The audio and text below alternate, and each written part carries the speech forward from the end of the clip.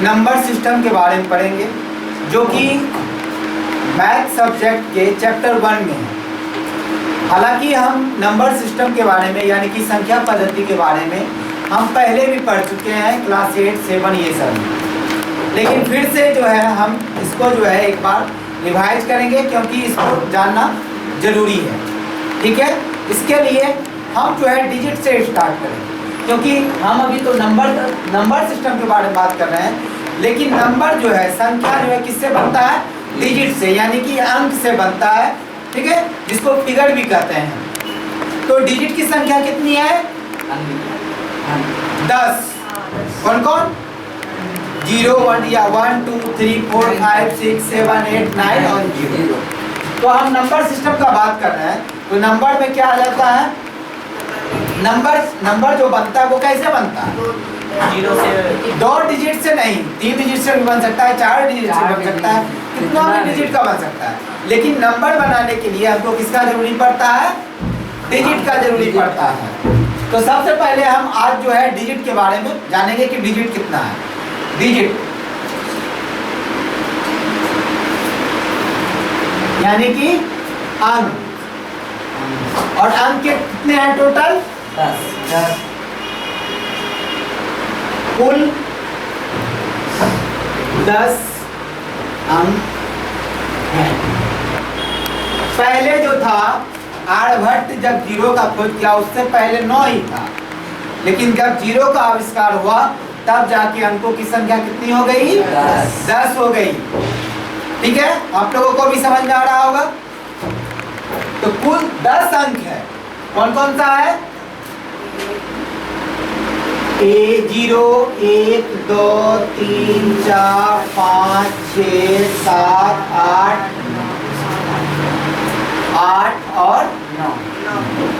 और इन्हीं सारी, और ये जो डिजिट है, इन्हीं सारे डिजिटों की मदद से हम संख्या बनाते हैं, चाहे वो एक अंक का नंबर हो या 2 डिजिट का नंबर हो या 3 डिजिट का नंबर हो या 4, 5, 6, 7 किसी भी डिजिट का नंबर हो, लेकिन इसी डिजिट का उपयोग करके हम नंबर को बनाते हैं, यानी कि संख्या को बनाते हैं।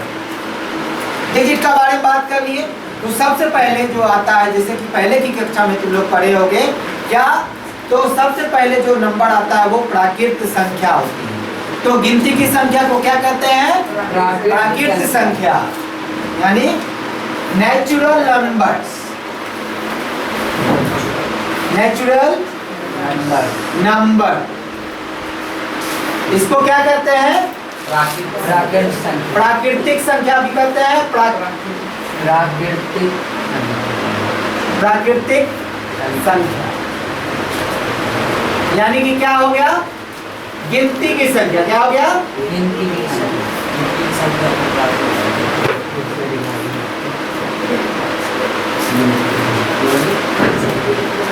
ठीक है, तो गिनती की संख्या में कौन कौन आ जाता है? 1, 2, 3, 4 से लेके कहाँ तक? अनगिनत तक, जहाँ तक हम गिन भी नहीं सकते, तो इसीलिए उसको इंफिनिटिव से डिनोट कर देते हैं। ठीक है, नेचुरल नंबर। नेचुरल नंबर के बाद आता है होल नंबर। होल नंबर कैसे बनता है उसके बारे में भी देखेंगे। होल, अब ये नहीं समझना कि बिल वाला हो। होल नंबर, होल नंबर मतलब क्या होता है? पूर्ण संख्या। यानी अगर हम नेचुरल नंबर यानी प्राकृतिक संख्या में, प्राकृत संख्या में 0 को भी इंक्लूड कर दे तो वो क्या कहलाएगा? होल नंबर कहलाएगा। कहाँ से होगा? 0, 1, 2, 3 डैश डैश डैश। ठीक है, ये पूर्ण संख्या हो गया। पूर्ण संख्या के बाद क्या होता है? पूर्णांक। क्या होता है? पूर्णांक।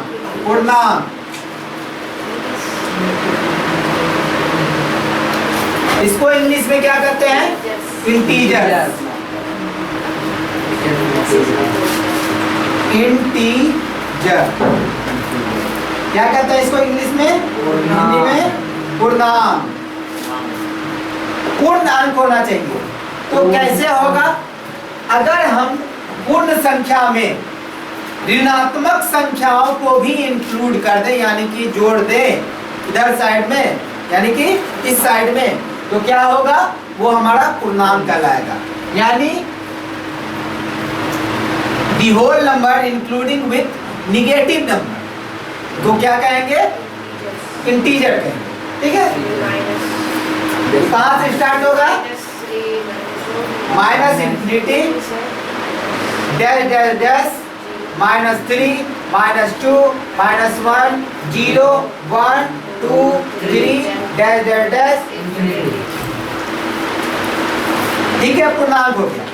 पूर्णांक हो गया तो पूर्णांक का मतलब होता है कि जो कि पूर्णांक में और दशमलव वगैरह में नहीं है, उसमें कि डेसिमल वगैरह नहीं है। ये तीनों चीज में डेसिमल का कोई अर्थ नहीं। ठीक है, फिर इसके बाद आता है, और इसको डिनोट करने के लिए जो अंक डिजिट यूज होता है वो होता है क्या? जेड। जैसा कि अभी वीडियो में तुम लोग देखोगे आगे चलकर। ठीक है, तो होल नंबर को किससे डिनोट करते हैं? डब्ल्यू से। तो यहाँ लिख दो डब्ल्यू। इसको क्या हो गया? नेचुरल नंबर यानी एन। अब जो क्या है? Real number. क्या हो गया? आर। रियल नंबर यानी कि क्या? वास्तविक संख्या।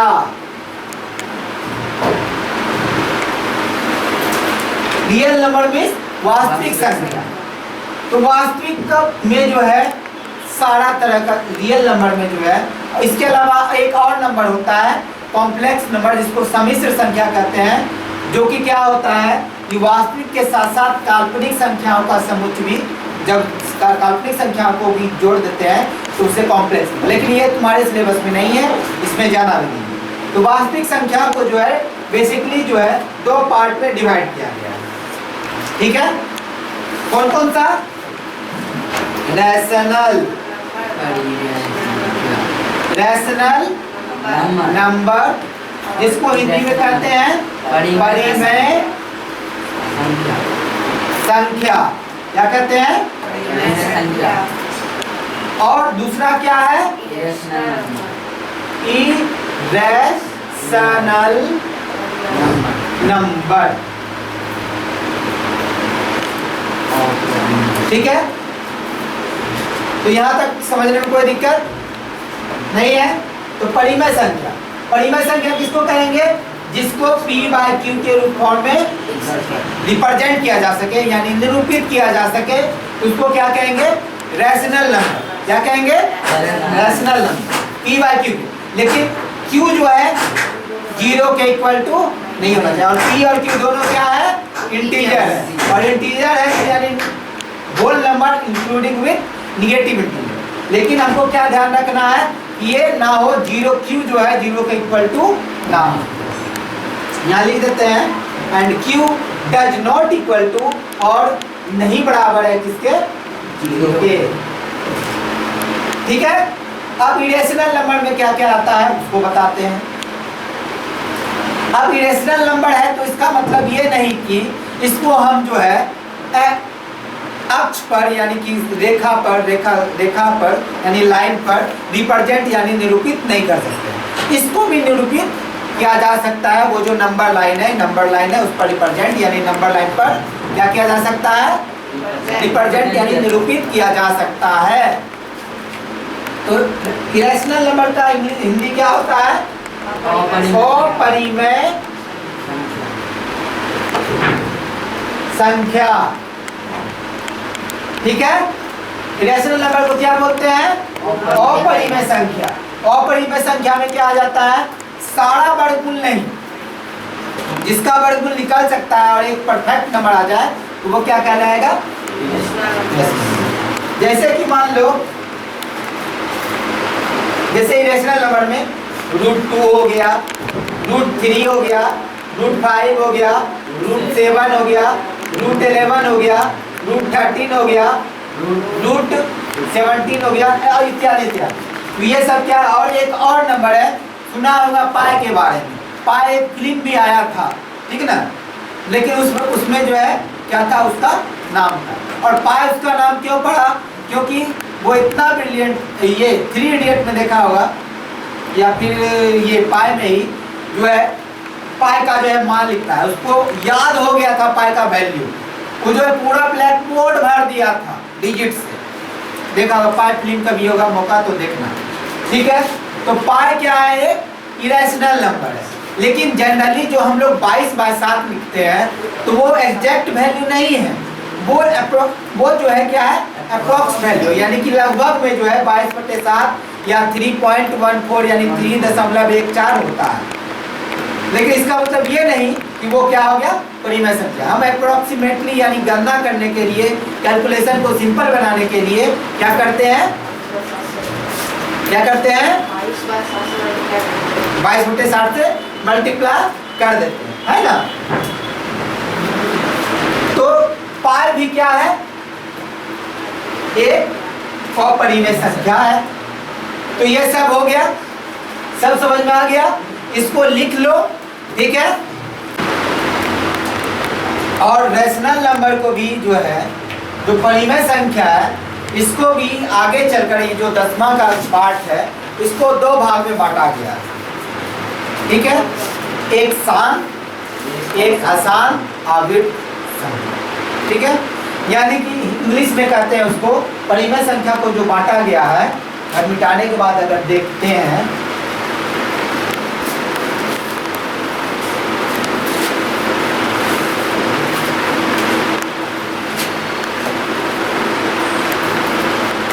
अगर परिमेय संख्या को देखते हैं तो इसको भी जो है फर्दर जो है 2 भागों में बांटा गया है, ठीक है। सिर्फ अभी नॉलेज के लिए, ये नहीं बोलते हैं ये लिखना नहीं है, अभी सिर्फ उनको सिर्फ एक नॉलेज व्यू दे रहे हैं कि परिमेय संख्या को 2 भागों में बांटा गया है, एक शांत, एक अशांत और आवर्त। इसका हिंदी में इंग्लिश मीनिंग होता है टर्मिनेटिंग, जिसका अंत हो जाए, जिसको भाग देने पर अंत कर जाए, यानी टर्मिनेटिंग। और ये जो क्या होता है, नॉन टर्मिनेटिंग रिपीटिंग नंबर,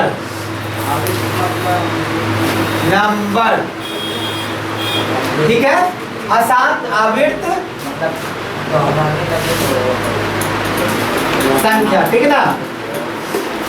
ये दोनों पार्ट है, टर्मिनेटिंग नंबर। अब जैसे बात करते हैं, जैसे 1/2 है, तो 1 को जब 2 से डिवाइड करेंगे तो क्या आएगा, 0.5, टर्मिनेट कर गया, ये आगे बढ़ी नहीं। अब जैसे मान लो कि 10/3 है, कितना है, 3, तो इसको कैसे डिवाइड करेंगे, ये डिवाइड करने का वही रूल है, 10 को डिवाइड करो, 10 को 3 से डिवाइड करेंगे तो साइड में करके देखेंगे तो आएगा 3 3 आई 9, 10 में से 9 गया, कितना बचा, 1 है, 1 का भाग लगेगा नहीं, अब पॉइंट पे लिखाएगा, तो अब 1 है, 1 तो 3 से भाग होगा नहीं, तो 0 देंगे। अगर वहां 0 देंगे तो यहाँ पर क्या देंगे, पॉइंट देंगे, यानी दशमलव देंगे, ठीक है। तो 1 बचा, 0 बैठा है, तो 10 फिर हो गया, तो फिर 3 3 3 3 ये आगे बढ़ते रहेगा, ठीक ना। तो इसको लिखते हैं 3.3, इस पर बार दे देते हैं, हो गया क्या इसका आंसर। तो ये हो गया आसान। तो परिमेय संख्या का 2 पार्ट है, याद रख लेना, ये जरूरी, ये 10th क्लास में है, अभी बताओ है, 9th में है, टर्मिनेटिंग नॉन टर्मिनेटिंग है, तो बता दिए तो अच्छा है, समझ में आ गया, कोई दिक्कत नहीं है, ठीक है।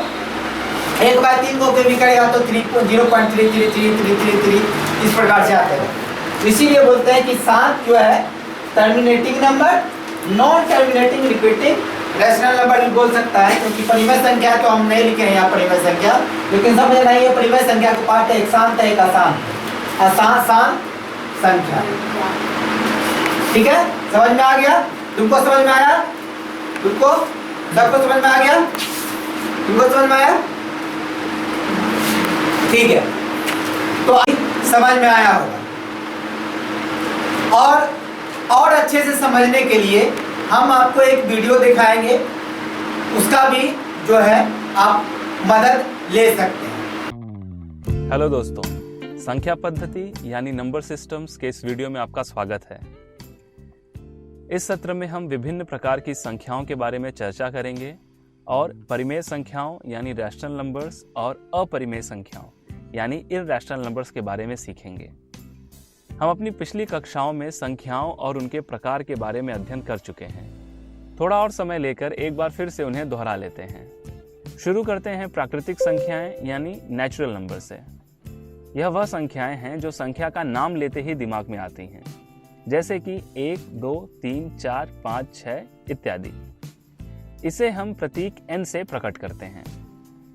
अब इनमें एक संख्या जोड़ते हैं 0, तो यह श्रृंखला कहलाएगी पूर्ण संख्याएं यानी होल नंबर्स, जो कुछ इस प्रकार हैं 0, 1, 2, 3, 4, 5, 6 इत्यादि, जिसे प्रतीक W से प्रकट किया जाता है।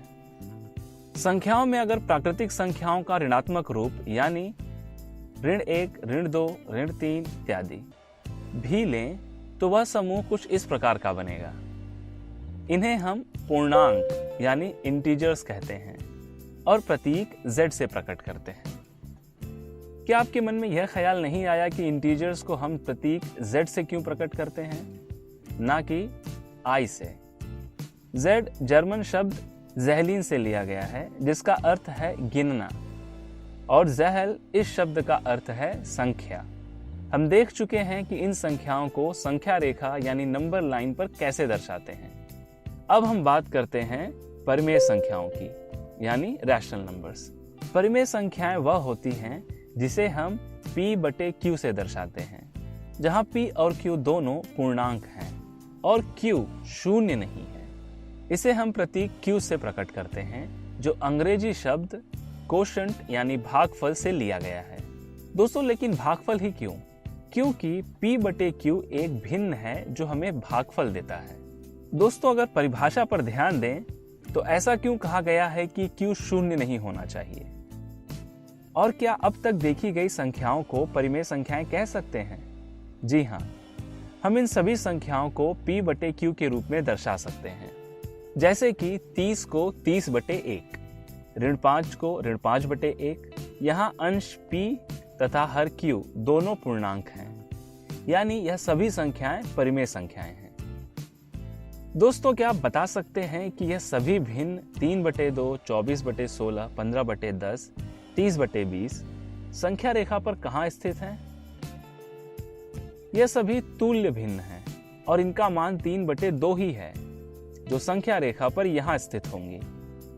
यानी हम कह सकते हैं कि परिमेय संख्याओं का P/Q के रूप में अद्वितीय निरूपण नहीं होता है, और इसलिए जब हम P/Q को संख्या रेखा पर दर्शाते हैं तो हम मान लेते हैं कि Q शून्य नहीं है और P और Q का एक से अतिरिक्त अन्य कोई भी उभयनिष्ठ गुणनखंड नहीं है। अर्थात P और Q असहभाज्य संख्याएं यानी को प्राइम नंबर्स हैं। क्या इनके अलावा कोई और भी संख्याएं बची हैं? क्या ऐसी भी संख्याएं हैं जिन्हें हम परिमेय संख्याओं के रूप में नहीं दर्शा सकते? जी हाँ, ऐसी भी अनगिनत संख्याएं हैं जिन्हें हम परिमेय संख्याओं के रूप में नहीं लिख सकते, जैसे कि 2 का वर्गमूल, 3 का वर्गमूल, 5 का वर्गमूल, 15 का वर्गमूल, पाई या 3 का घनमूल, 5 का घनमूल इत्यादि। और ऐसी संख्याओं को हम अपरिमेय संख्याएं यानी इररैशनल नंबर्स कहते हैं, जिन्हें हम प्रतीक Q' से प्रकट करते हैं। दोस्तों, क्या आप सोच रहे हैं कि सभी संख्याओं का वर्गमूल और घनमूल अपरिमेय संख्याएं ही होती हैं? जी नहीं। जैसे कि करनी में 4 जो होता है 2, और 2 एक परिमेय संख्या है, इसलिए करनी में 4 एक परिमेय संख्या है। उसी तरह करनी में 9, करनी में 16, करनी में 25 भी परिमेय संख्याएं ही हैं। और अब घनमूल की बात करें तो 8 का घनमूल होता है 2, जो एक परिमेय संख्या है, इसलिए 8 का घनमूल एक परिमेय संख्या है। उसी तरह 27 का घनमूल, 64 का घनमूल, 125 का घनमूल भी परिमेय संख्याएं ही हैं। जो संख्याएं पूर्ण वर्गमूल यानी परफेक्ट स्क्वायर रूट्स या पूर्ण घनमूल यानी परफेक्ट क्यूब रूट्स होती हैं, वह संख्याएं परिमेय संख्याएं कहलाती हैं। और जिन संख्याओं का उचित या पूर्ण वर्गमूल, घनमूल इत्यादि नहीं होता है, उन्हें हम अपरिमेय संख्याएं कहते हैं। अपरिमेय संख्याओं का पता सबसे पहले ग्रीस के महान गणितज्ञ और पाइथागोरस के अनुयायी क्रोटोन के हिपैक्स ने लगाया था और कहा था कि यह वह संख्याएं हैं जिन्हें पूर्णांकों के अनुपात के रूप में नहीं लिखा जा सकता है। उन्होंने सिद्ध किया था कि कर्णी में 2 यह एक अपरिमेय संख्या है। इसके बाद साइरिन के थियोडोरस ने सिद्ध किया कि कर्णी में 3, 5, 6, 7, 10, 11, 12, 13, 14, 15 और 17 सभी अपरिमेय संख्याएं हैं। परिमेय और अपरिमेय इन दोनों संख्याओं को मिलाकर बनती हैं वास्तविक संख्याएं, यानी रियल नंबर्स, जिन्हें हम प्रतीक R से प्रकट करते हैं। यानी वास्तविक संख्या के अंतर्गत केवल 2 संख्याएं हैं, एक परिमेय और दूसरी अपरिमेय। चूंकि यह सभी संख्याएं वास्तविकता में उपलब्ध हैं, इसलिए इन्हें हम वास्तविक संख्याएं और उस संख्या रेखा को हम वास्तविक संख्या रेखा यानी रियल नंबर लाइन कहते हैं। इस वीडियो में बस इतना ही। इस सत्र में हमने विभिन्न प्रकार की संख्याओं के बारे में चर्चा की और परिमेय संख्याओं यानी रैशनल नंबर्स और अपरिमेय संख्याओं यानी इररेशनल नंबर्स के बारे में सीखा। हमने अपने पिछले वीडियो में परिमेय और अपरिमेय संख्याओं के बारे में अध्ययन किया और उन्हें पहचानना सीखा। परंतु फिर भी कभी कभी ऐसी असमंजस की स्थिति आ जाती है जब हम गलती कर बैठते हैं। इस सत्र में हम परिमेय और अपरिमेय संख्याओं से संबंधित कुछ तथ्यों पर चर्चा करेंगे। चलिए शुरू करते हैं पहले प्रश्न से। यदि परिमेय संख्याएं पूर्णांकों का अनुपात होती हैं, तो क्या 1/0 भी परिमेय संख्या है? दोस्तों, अगर हम परिमेय संख्या की परिभाषा देखें तो वह कहती है कि परिमेय संख्या P/Q के रूप में होती है, जहां P और Q दोनों पूर्णांक हैं और Q 0 नहीं है या नहीं होना चाहिए। लेकिन ऐसा क्यों कहते हैं? 1/0 या किसी भी पूर्णांक बटे 0 का अर्थ होता है कि उस संख्या को 0 से विभाजित करना। क्या आप किसी संख्या को 0 से विभाजित कर सकते हैं? यानी 0 से किसी भी संख्या का विभाजन असंभव है। इसलिए P/Q में जहां Q 0 हो, उसे अपरिभाषित संख्या कही जाती है। 1/0 एक परिमेय संख्या नहीं है, बल्कि यह अपरिभाषित है। चलिए अब अगला तथ्य देखते हैं। हमने वृत्त की परिधि या क्षेत्रफल से संबंधित कई प्रश्न अपनी पिछली कक्षा में हल कर चुके हैं। परिधि और क्षेत्रफल का सूत्र क्रमशः यह है 2πr और πr का वर्ग।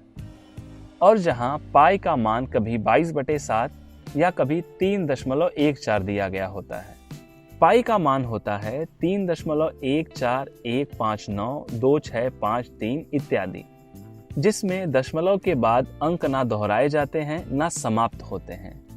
या कह लें कि पाई एक अपरिमेय संख्या है, जबकि 22/7 एक परिमेय संख्या है। 22/7 का दशमलव रूप होता है 3.1428571422857, जो केवल दशमलव के बाद के 2 अंक तक ही समान होती है। और इसका इस्तेमाल करने पर सटीक तो नहीं, पर लगभग उत्तर मिलता है। इसका मतलब पाई का मान 22/7 नहीं होता है। पाई एक अपरिमेय संख्या है और 22/7 एक परिमेय संख्या। जैसे हम प्राकृतिक संख्या 5 को 5/1 लिखकर परिमेय संख्या के रूप में दर्शा सकते हैं, क्या वैसे ही कर्णी में 2 को कर्णी में 2/1 लिखकर कह सकते हैं कि यह परिमेय संख्या है? आप इसका जवाब सोचने के लिए वीडियो पॉज कर सकते हैं। परिमेय संख्या की परिभाषा के अनुसार P और Q दोनों पूर्णांक होना आवश्यक है। Q जिसे हमने 1 लिया है वह पूर्णांक है, लेकिन कर्णी में 2 पूर्णांक नहीं है, इसलिए हम इसे इस प्रकार लिखकर परिमेय संख्या नहीं कह सकते हैं। तो दोस्तों, आज के सत्र में बस इतना ही। इस सत्र में हमने परिमेय और अपरिमेय संख्याओं से संबंधित कुछ तथ्यों पर चर्चा की। मिलते हैं अगले वीडियो में। धन्यवाद। लेकिन क्या कुछ जो है प्रॉब्लम अपरिमेय संख्या में आती है, जिसमें कि बच्चा लोग, स्टूडेंट लोग जो है क्या करते हैं, गलती करते हैं। वो गलती ना करे इसके लिए हम उस चीज़ों को बताते हैं। जैसे कि ये लिख लिया है, ठीक है, मिटा देते हैं।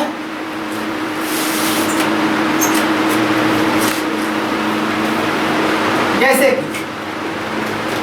कि जितना भी रूट वाला है या क्यूब रूट वाला है या कोई रूट वाला है, तो जरूरी नहीं है कि रूट वाला है तो वो अपरिमेय ही होगा, वो परिमेय भी हो सकता है और परिमेय नहीं भी हो सकता है, यानी अपरिमेय हो सकता है। जैसे √4, लेकिन इसका स्क्वायर रूट हम यानी वर्गमूल निकालते हैं तो हमको जो है एक नंबर मिल जाता है।